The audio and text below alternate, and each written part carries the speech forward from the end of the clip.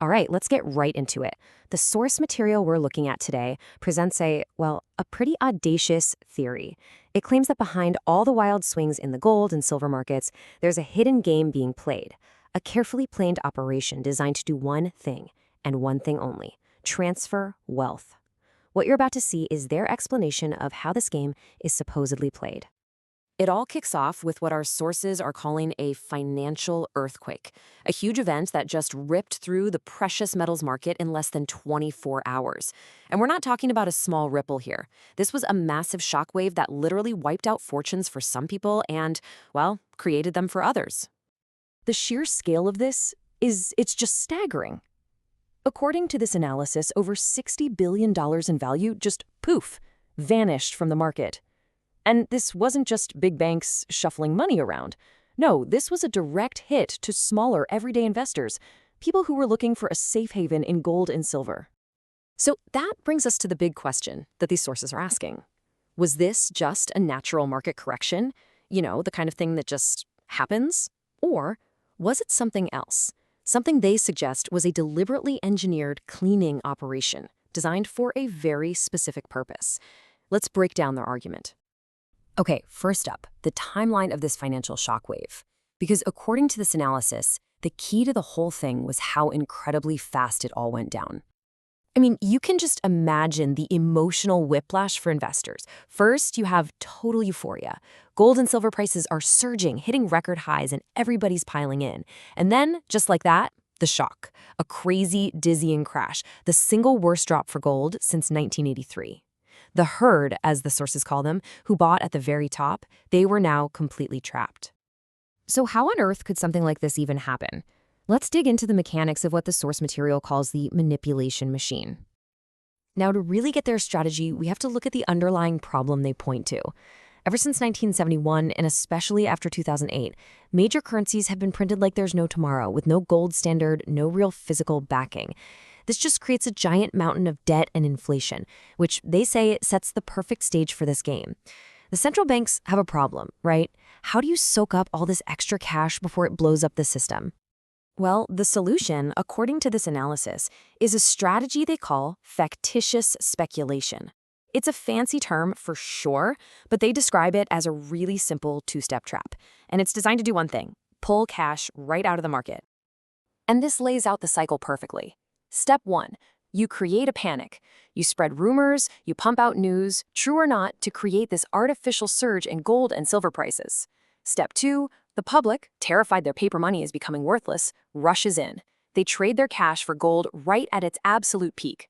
And then, step 3, the sudden organized crash. In less than 24 hours, the price is collapsed on purpose. So what's the result? This is the most crucial part. The public is left holding an asset that's now worth a fraction of what they paid. But their cash, the actual liquid money they used to buy at the top, has been, in the words of the source, aspirated. It's like it's been vacuumed out of the market and sent right back to the system that printed it in the first place. The loop is now closed. This all leads to a much bigger question, doesn't it?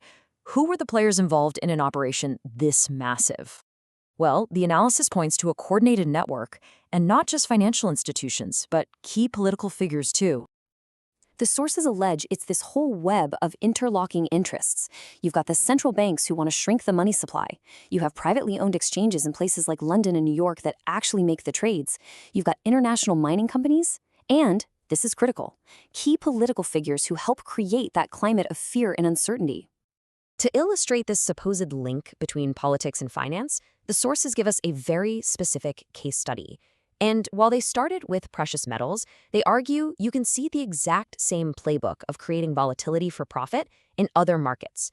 For this, they use former US President Donald Trump and the stock market as their prime example.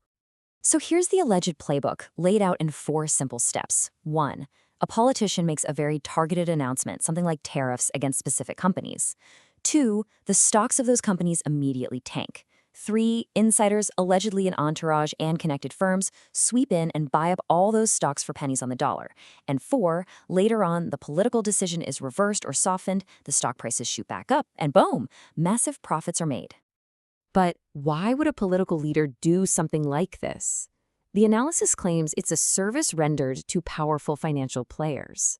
In exchange for creating this profitable chaos, the politician's government might get favors back, like, for example, getting lower interest rates on the national debt from the central bank. Now, the sources really hone in on a key discrepancy here. The official story, of course, was that while he was in office, Trump's businesses were managed by his sons. But this analysis claims he was actually still the ultimate decision-maker, and that he was using his own companies to speculate on the very volatility his political moves were creating. Okay, so let's pull the lens back. What is the ultimate goal of all of this? The final section of this analysis argues that all these individual plays are just part of a much bigger, much longer-term strategy. This slide, it really captures a powerful metaphor that's used throughout the source material. The market isn't seen as a bunch of rational people and numbers on a screen. No, it's viewed as a herd that can be deliberately spooked, causing it to stampede in one direction or another. And with every single panicked movement, a little bit of its wealth gets left behind for the shepherds to pick up. And that brings us to the final fundamental question. If the crashes and the booms in gold and silver and stocks, if those are just the tools, then what is the real game being played here? And here it is. This is the core thesis of the entire analysis. The price swings, the volatility, the gains and losses, they're saying that's all just noise. The real objective, they argue, isn't about the price at all. It's about the permanent transfer of ownership of real assets from the many to the few. The analysis suggests that the next battlefield is digital, that the ultimate goal is to shift entire populations away from things you can actually hold, like gold, and toward a new kind of centralized programmable money, central bank digital currencies, or CBDCs. Unlike cash or even Bitcoin, this would be digital money that's issued and controlled directly by a central bank.